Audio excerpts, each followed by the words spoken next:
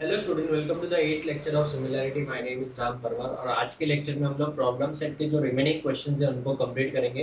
Previous lecture में मैंने exercise 1.4 पूरा सिखा दिया था, बहुत इजी था। आई होप आप लोगों को समझ में भी आ गया होगा। आज के लेक्चर में हम लोग प्रॉब्लम सेट के जो रिमेनिंग क्वेश्चंस हैं उनको कंप्लीट करेंगे। तो लेक्चर नंबर 8 में हम लोग ये खत्म करने का, लेक्चर नंबर 9 में हम लोग सब थ्योरम्स को कंप्लीट करेंगे। अभी मुझे पता है कि फिलहाल आपके स्कूल एग्जाम के लिए शायद से थ्योरम्स नहीं है, लेकिन फिर भी हम लोग बना के रखेंगे ताकि बाद में आपको कॉलेज एग्जाम, स्कूल एग्जाम के बाद सॉरी आपका बोर्ड एग्जाम में आपको काम आएगा स्टूडेंट्स। ठीक है, generally we take only college lectures, तो हम लोग के मुंह से बार बार कॉलेज वर्ड निकल जाता है। पेज नंबर 27 ओपन करिए, question number 6। Page number 27, question number 6। ठीक है, ट्राइंगल एम एंड टी, ये एम एंड टी हो गया। This triangle is similar to triangle Q R S. इस तरीके से ये Q, ये R और ये S। M and T is similar to QRS. The length of the altitude drawn from point T. T से बेटा altitude draw करना है। Altitude मतलब perpendicular। तो एक काम करते हैं ना, T को अपन इधर ले लेते हैं, M को इधर ले लेते हैं। Same way S को इधर ले लेते हैं और Q को यहाँ पे ले लेते हैं, है ना? Now read the question. The length of the altitude drawn from point T. T से जो परपेंडिकुलर ड्रॉ किया गया है उसका वैल्यू समझो, इसको P ले लेते हैं। इसका वैल्यू कितना दिया उन्होंने? 5 दिया है। और S से जो परपेंडिकुलर ड्रॉ किया गया है इस तरीके से, इसको हम लोग चलो Z ले लेते हैं, ठीक है ना? इसका वैल्यू 9 दिया है। तो पूछा गया है to find area of triangle M and T upon area of triangle QRS। इसका रेशियो पूछा है आपको, ठीक है ना? इसका रेशियो पूछा है, तो डायरेक्टली अपन स्टार्ट नहीं कर सकते। क्यों नहीं कर सकते? बिकॉज हमको ऑल्टीट्यूड का वैल्यू दिया है, किसी भी साइड का वैल्यू दिया नहीं है। तो सर फिर क्या करना है? थोड़ा सा दिमाग लगाना पड़ेगा। सबसे पहले मुझे बताओ, triangle M and T is similar to which triangle? QRS। Reason बच्चों given है ना? So can we say that angle M और एंगल Q इक्वल होंगे? Yes। Angle M is congruent to angle Q। बोलो CACT corresponding angles of similar triangles। ST आ जाएगा, sorry बराबर। इसको इक्वेशन नंबर क्या दिया? 1 दिया। अभी मैं क्या करने वाला हूँ, ध्यान से देखो। मुझे कैसे भी करके ये दोनों साइड्स लाने, वो कैसे लाऊंगा देखो। अगर मैं ट्राइंगल TPM लेता हूँ, in triangle TPM and triangle SZQ बराबर है। तो बच्चों ये 90 है, ये भी 90 है। तो आप बताओ, इस ट्राइंगल की बात करो, इस ट्राइंगल की और इस ट्राइंगल की बात करो, ये दोनों 90 90। चलो बोलो एंगल का नाम। Angle TPM is congruent to angle SZQ each 90। उसके बाद में angle M is congruent to angle Q, reason from 1। तो ये दोनों ट्राइंगल्स क्या हो गए? सिमिलर हो गए। So triangle TPM is similar to triangle SZQ by which test? AA test. और अगर दोनों ट्राइंगल सिमिलर है तो रेशियो ऑफ साइड्स क्या हो जाएंगे बेटा? इक्वल हो जाएंगे। सो बताओ, TP upon dash SZ will be equal to PM upon ZQ will be equal to TM upon SQ। CSST equation number 2। Point number third ना, पॉइंट नंबर थर्ड, अगर point number third की बात करें तो area of triangle बोलो क्या? M and T upon area of triangle QRS will be equal to what? क्या मैं इधर TM या फिर MT स्क्वायर अपॉन QS का स्क्वायर लिख सकता हूँ? बोलो reason, theorem of areas of similar triangles, बराबर है ना? बट बच्चों मैं थोड़ा सा दिमाग लगाऊंगा, क्या TM अपॉन SQ की जगह पे मैं TP अपॉन SZ लिख सकता हूँ? दोनों इक्वल है ना? तो मैं क्या लिखूंगा? Area of triangle MNT upon area of triangle QRS will be equal to MT की जगह पे MT अपॉन SQ की जगह पे क्या लिख सकते हैं TP upon SZ। So TP का स्क्वायर अपॉन SZ का square, reason from dash 1, from 1 नहीं बच्चों, फ्रॉम 2 आएगा, ठीक है ना। अभी बताओ इन दोनों का एरिया तो पूछा ही था, बताओ TP का वैल्यू कितना है 5 है, सो 5 का स्क्वायर अपॉन SZ का वैल्यू 9 है, 9 का स्क्वायर, सो 5 का square 25 upon 81। So this ratio area of triangle MNT upon area of triangle QRS will be equal to 25 upon 81. Okay. Is it clear? So this is the answer for question number 6-1 बेटा, ठीक है ना। आप पीछे answer check कर सकते हो problem set का। प्रॉब्लम सेट का ये क्वेश्चन नंबर कौन सा था 6-1 प्रॉब्लम सेट का 6-1 25 upon 81 is the right answer, ठीक है ना। Now let's move to the next question। 7th वाला ऑलरेडी हो चुका था, 8th वाला देखिए क्वेश्चन नंबर 8, ठीक है ना। डायग्राम में ड्रॉ कर लेता हूँ इस तरीके से, ठीक है। ध्यान दें, बहुत ही अच्छा समय, बट शायद से 2020 का जो आपका एग्जाम होने वाला है स्कूल में, ठीक है ना, उसमें ये ओमिट किया गया है, ठीक है, बट फिर भी हम लोग बना के रख लेते हैं, आगे काम ही आएगा। क्यू बी और यहाँ पे पी, ये सब एक दूसरे को क्या है पैरेलल है, परपेंडिकुलर है तो ऑब्वियसली पैरेलल हो जाएंगे ना। ए बी का आंसर दिया उन्होंने 60, बी सी का आंसर दिया 70, सी डी का आंसर दिया 80 और पी एस का आंसर, पी एस मतलब ये टोटल, इसका आंसर कितना दिया बच्चों 280। आपको क्या क्या पूछा है, पी क्यू का वैल्यू बताओ, क्यू आर का वैल्यू बताओ और आर एस का वैल्यू बताओ, ठीक है ना। क्वेश्चन है तो बहुत सिंपल बट थोड़ा सा ट्रिकी है, क्यों मैं आपको बताता हूँ, ध्यान देना। इसमें 3 पैरेलल साइड है बेटा, 4 आ जाएंगे, तो उससे कोई फर्क नहीं पड़ता है। हम लोग स्टार्ट करते हैं, बोलो point number 1, AP is parallel to BQ is parallel to CR is parallel to DS, perpendicular on same line। Same line पे क्या है, दे आर परपेंडिकुलर, है ना, बराबर है। सो देयरफॉर अगर perpendicular on the same line है तो रेशियो भी इक्वल होगा।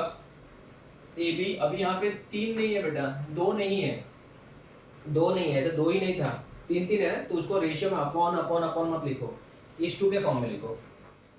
ए B is to B C is to C D will be equal to किसको, P Q is to QR is to RS, बराबर ना, by property of 3 parallel lines, by property of what 3 parallel lines। AB का answer दिया बेटा 60, BC का answer दिया है 70 और इसका आंसर दिया है 80। सो PQ is to QR is to RS, 0 0 0 सब जगह से कैंसिल, रेशियो में दो।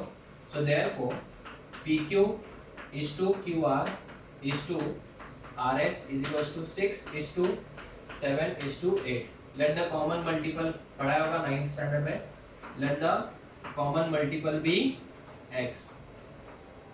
अगर मैं कॉमन मल्टीपल ले लूँ तो बोलो PQ का वैल्यू कितना हो जाएगा, PQ 6 है तो 6x, QR क्या हो जाएगा 7x और RS क्या हो जाएगा 8x।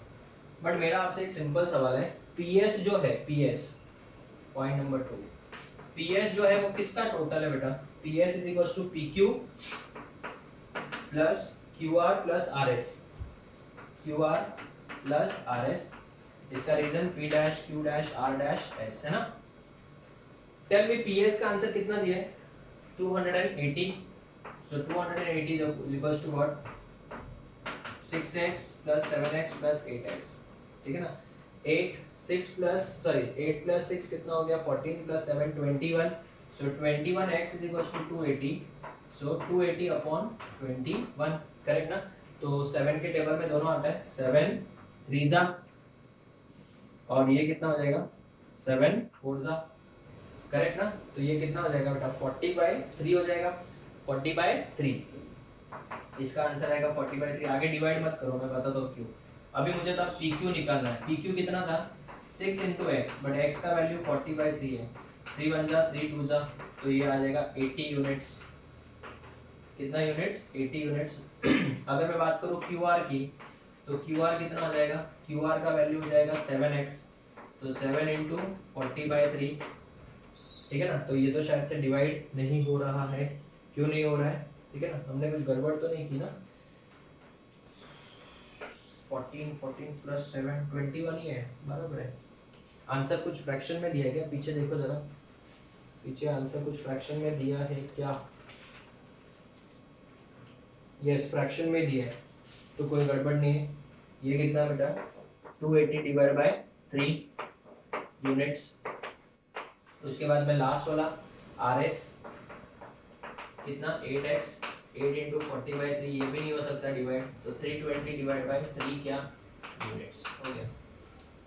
So this was question number कौन सा बच्चों 8th हो चुका है, 9th हमारा हो चुका पहले, प्रीवियस लेक्चर में सिखाया था, 10th वाला भी हो गया है। तो अभी हमारे सिर्फ 3 ही क्वेश्चन बाकी है, कौन सा 11 12 एंड 13। 11 12 एंड 13 मैं कराऊंगा, पहले आप इसका फोटो लो, फिर हम लोग 11 12 13 स्टार्ट करते हैं। Okay students, so question number 11 and 12 is there on the board, ठीक है।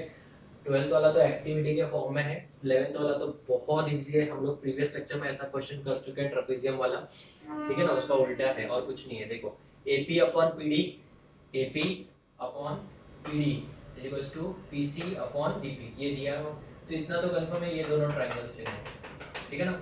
और AD और BC पैरेलल दिया हुआ है, तो अगर दोनों पैरेलल है तो बेटा, अगर पैरेलल ऑलरेडी दिया है, इधर गया चौक, चलो जाने दो, तो ये वाला एंगल इसको इक्वल होगा ऑल्टरनेट, और ये वाला एंगल इसको ऑल्टरनेट इक्वल होगा, ये दोनों ट्रायंगल्स क्या हो जाएंगे सिमिलर। तो बेटा हमारे लिए बहुत आसान है, सॉल्यूशन देखते हैं। Point number 1, AD is parallel to BC, reason given, so therefore अभी बताओ इस एंगल का नाम बताओ, इस एंगल का, so ADP angle, ADP is congruent to angle, ये वाला एंगल इसको इक्वल है, तो क्या लेंगे CBP, बराबर है। और ये वाला एंगल का नाम बोलो DAP is congruent to ये वाला एंगल कौन सा BCP, BCP, रीजन दोनों का एक ही आएगा, ऑल्टरनेट एंगल्स, इक्वेशन नंबर 1 हो गया सर। इन ट्रायंगल, अभी ट्रायंगल में डाउट्स आता है लिखने के लिए, तो क्या करोगे, कॉमन कौन सा है P से शुरू करो, P। इस ट्रायंगल में समझो अगर मैं A लेता हूँ तो A के बाद यहाँ पे C आना पड़ेगा, A के बाद तो एक ही बचा D, और यहाँ पे B हो जाएगा, बस ये दोनों एज इट इज लिख लो। ADP is congruent to angle CBP and DAP is congruent to angle BCP, reason from 1, है ना। So therefore triangle PAD is similar to triangle PCB by a test of similarity।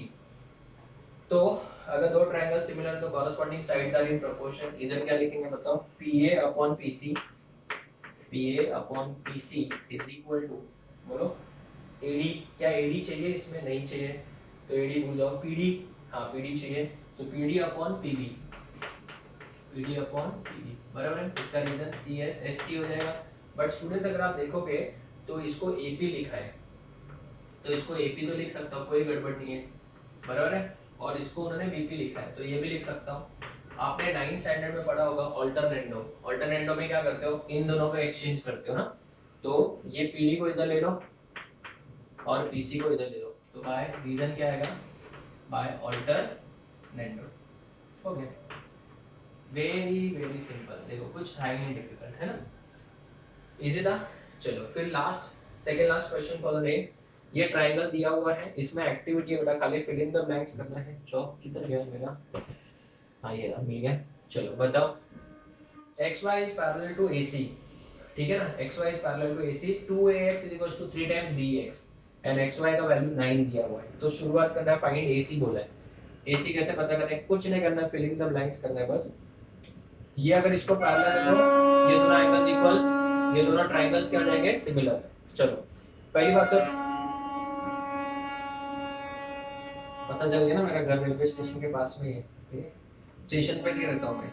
2ax is equal to 3bx, ठीक है ना। सो ये 2 को उधर भेज दो, bx को इधर लेके आओ, तो ax अपॉन bx, इधर क्या बचेगा 3 अपॉन 2, हो गया ये तो बना।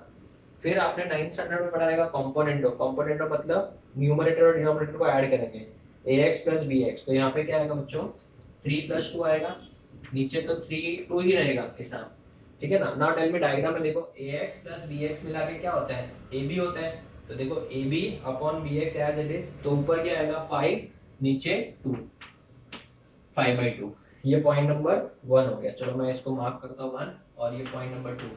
क्या ये दोनों ट्रायंगल bxy और ये bsc दोनों सिमिलर हैं? हाँ। By which test? Common angle b, ठीक है ना, और ये corresponding angle, so a test of similarity, a test of similarity. So if two triangles are similar, corresponding sides are in proportion, ba upon bx, ba upon bx का value दिया कितना 5/2, और xy का वैल्यू दिया 9, cross multiply करो, हो गया 9 5 जा 45, डिवाइड बाय ये 2 आएगा, 45 का डिवीजन करोगे 22.5 क्या units, so 22.5 units is the answer. जरा पीछे देखो क्या दिया आंसर,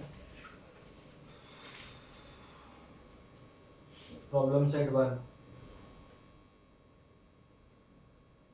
15 दिया है, कुछ गड़बड़ किया क्या हमने, 5/2 ही था ना। देखो फर्स्ट आंसर देखेंगे तो 3/2, 3/2 बराबर है, फिर 3 प्लस 2/2 वो भी बराबर है, 5/3 कैसे आ गया, एक गड़बड़ किया उन्होंने, नीचे देखो 5/3 लिखा है उन्होंने, 5/3 नहीं आएगा, 5/2 ही आएगा ना, नीचे तो 2 ही था ना, तो इधर 5 देखो 3 प्लस 2 डिवाइड बाय 2 बराबर किया, नीचे बेटा उन्होंने क्या किया 5/2 कर दिया बेटा, 5/2 तो गलत है ना, तो 5/2 आंसर राइट है कि रॉन्ग है, रॉन्ग है, तो यहाँ पे 5/3 गलत दिया है, 5/2 ही आएगा, तो अपना आंसर राइट है, कोई गड़बड़ नहीं है, उन्होंने कुछ मिस्टेक किया है, ठीक है, तो अपना आंसर राइट है। अब इसका फोटो लो, फिर हम लोग लास्ट क्वेश्चन 13 वाला स्टार्ट करते हैं। Okay students, so the last question for the day, फिर अपना ये चैप्टर खत्म हो जाएगा, फिर थ्योरम्स बचेगा वो हम लोग बाद में कर लेंगे इस लेक्चर के बाद में, ठीक है ना स्टूडेंट्स। ये पूरे चैप्टर का एक ऐसा इकलौता सम है जो बहुत ज्यादा इंपॉर्टेंट है, ठीक है ना, बोर्ड्स पॉइंट ऑफ व्यू तो बहुत ही ज्यादा इंपॉर्टेंट है, कॉलेज स्कूल एग्जाम में आए ना I don't know, but boards के लिए तो बहुत ज्यादा इंपॉर्टेंट है, ठीक है ना स्टूडेंट्स। इसमें क्वेश्चन में बोला है DEFG इज अ स्क्वायर, तो हर एंगल कितना होना चाहिए, इस तरीके से 90 होना चाहिए, बराबर है, तो इसका मतलब ये वाला लाइन GF और ये वाला लाइन क्या होगा, एक दूसरे को पैरेलल होगा, बराबर है। हमको पूछा है DE का स्क्वायर, सो DE तो बेटा इधर आता है, DE इधर आ रहा है, उसके बाद में BD किधर है, BD ये रहा, और EC ये रहा, ये तो बेटा इसका मतलब इन दोनों ट्राइंगल्स की बात हो रही है, ये दोनों सिमिलर प्रूव करना पड़ेगा, कैसे प्रूव करेंगे, तो यही सबसे बड़ा हिंट उधर दिया है। सबसे पहले मुझे बताओ ये वाला ट्राइंगल, ये वाला ट्राइंगल में ये वाला एंगल देखो, ये वाला एंगल, ये वाला एंगल इसको इक्वल होगा कॉरस्पॉन्डिंग एंगल, और ये वाला एंगल इसको इक्वल होगा कॉरस्पॉन्डिंग एंगल पैरेलल की वजह से, तो पहले इतना तो लिखते हैं। चलो पॉइंट नंबर 1 बोलो, GF is parallel to DE, reason opposite sides of square, तो क्या मैं DE की जगह पे BC लिख सकता हूँ, हाँ, तो GF is parallel to BC, reason B dash D dash E dash C, अगर ये पैरेलल है तो बच्चों ये वाला एंगल इसको इक्वल हो जाएगा, बोलो एंगल AGF, KGF नहीं AGF is congruent to angle GBD,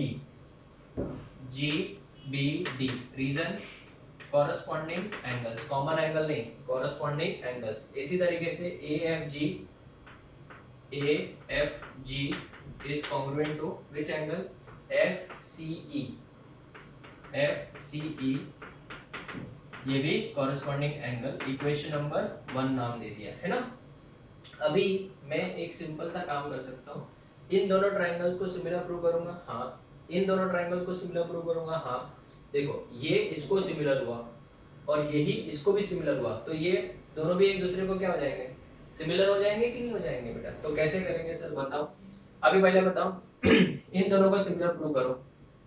in triangle and triangle, बच्चों को सबसे ज्यादा डाउट इसी में आता है, इसके लिए मैं हमेशा ऐसे लिखूंगा। देखो अगर मैं शुरुआत समझो जी से कर रहा हूँ, जी तो ऐसा क्रॉस वाला किधर है, ये रहा सर, तो इधर बी लिखेंगे। अगर जी से मैं ए की तरफ जा रहा हूँ तो 90 वाला है, तो बी से 90 वाला डी है, तो डी की तरफ जाऊंगा। फिर जी के बाद ए के बाद क्या आना चाहिए, एफ आना चाहिए, तो बी के बाद डी के बाद जी आना चाहिए, है ना। इस तरीके से आना चाहिए कि नहीं आना चाहिए। तो आप बताओ दोनों में बेटा, एक में A G F is congruent to G B D reason from 1, और दोनों में एक एक 90 डिग्री वाला भी। 90 डिग्री वाला कौन है, G A F, angle G A F is congruent to angle G D B, G D B reason each 90। So therefore triangle GAF is similar to triangle BDG by which test, AA test of similarity, correct। fine, very good। इसको equation number नाम क्या देंगे, 2 नाम देंगे। उसी तरीके से बेटा अभी ये दोनों ट्राइंगल्स को सिमिलर प्रूव करो। इन ट्राइंगल इधर GAF ही रखो, GAF ही रखना वरना गड़बड़ हो जाएगी। इन ट्राइंगल GAF लिया ना, तो G के जैसा क्रॉस तो इधर है ही नहीं सर इसमें, ठीक है ना। तो अभी कोई टेंशन वाली बात नहीं है बेटा। चलो जी के बाद नहीं मालूम पड़ रहा तो एफ ए ले लो, ए 90 है तो इधर 90 वाला कौन है, ई है ना, तो इधर ई लिख दो सेकंड नंबर पे। एफ डॉट वाला है तो इधर सी डॉट वाला है, तो इधर सी ले लिया, तो बचा कौन सा अभी, बोलो, इधर एफ ही बचा ना, तो एफ आ जाएगा कि नहीं आ जाएगा बेटा, समझ में आ रही मेरी बात। तो बताओ अभी ये वाला ले लो angle, angle A F G is congruent to angle FCE from dash 1। अभी 90 वाला बोलो, GAF angle GAF is congruent to angle FEC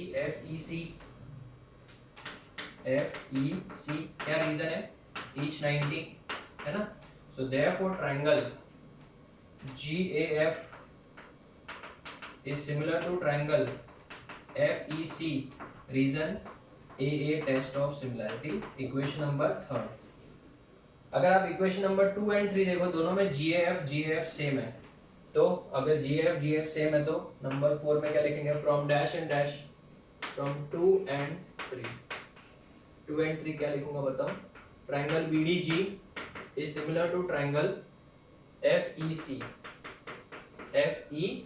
बराबर है। तो बताओ अभी क्या करेंगे बेटा, रेशियो लेंगे, बताओ क्या लिखेंगे बताओ, BD upon FE will be equal to DG upon EC is equal to BG upon FC, बराबर है।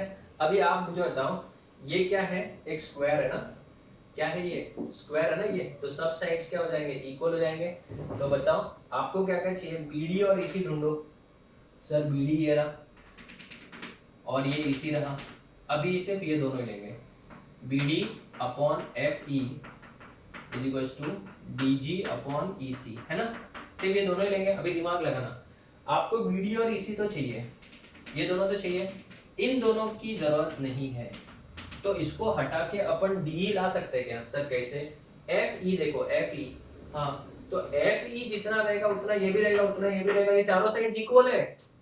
तो बच्चों मुझे एक बात बताओ, इस स्क्वायर में चारों साइड कौन से इक्वल है बताओ, GD किसको इक्वल है, GD sir GD will be equal to DE, किसको इक्वल है, EF किसको इक्वल है, GF, राइट। ये चारों साइड एक दूसरे को क्या है, इक्वल है।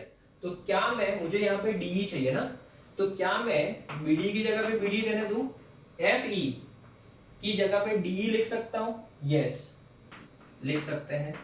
DG किधर है, ये ना DG की जगह पे भी DE लिख सकता हूँ, हाँ सर क्यों नहीं लिख सकते हैं। अभी मैं अगर क्रॉस मल्टीप्लाई करूँ तो DE into DE square BD into EC, is it clear.